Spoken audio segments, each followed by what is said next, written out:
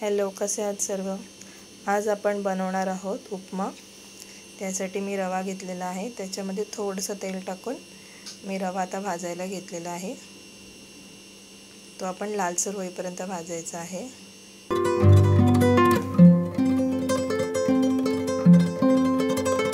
आता आपल्याला फोडणीसाठी लागणार आहे कांदा, कोथिंबीर, नंतर हिरवे वाटाणे, कढीपत्ता आणि मिरची।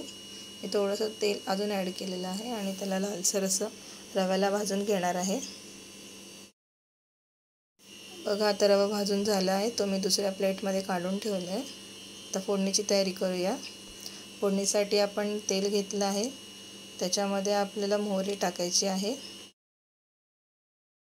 नंतर आपल्याला त्यामध्ये कांदा ॲड करायचा आहे आणि कांदा लालसर होईपर्यंत भाजून घ्यायचा आहे। थोडं मीठ टाकायचं, त्याने कांदा आपला लवकर भाजला जातो।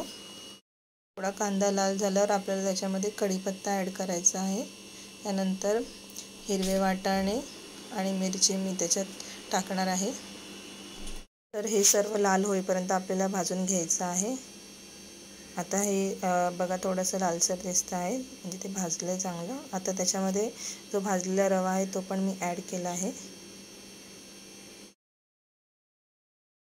आता आपण हे सर्व मिक्स करून घेऊया।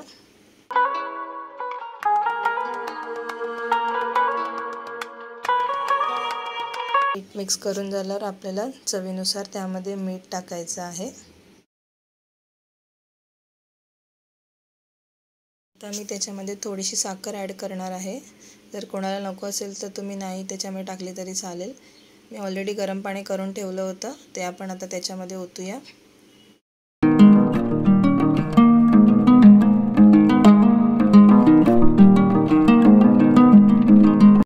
आता हे सर्व आपण मिक्स करून घेऊया व्यवस्थित आणि नंतर थोडा वेळ ते झाकण ठेवून शिजवूया।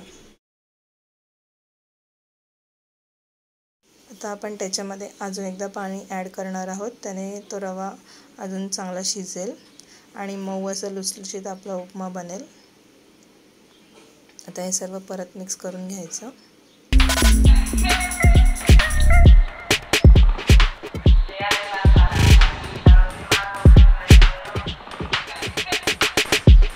आपला उपमा ऑलमोस्ट रेडी झालेला आहे।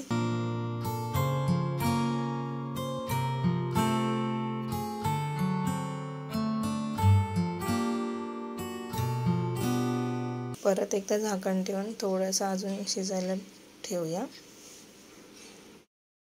आता आपला उपमा रेडी आहे सर्व करायला। बघा किती छान दिसतंय आणि चवीलाही खूप छान लागतो। तुम्ही पण ही नक्की रेसिपी ट्राय करा आणि मला सांगा की कशी झाली आहे रेसिपी।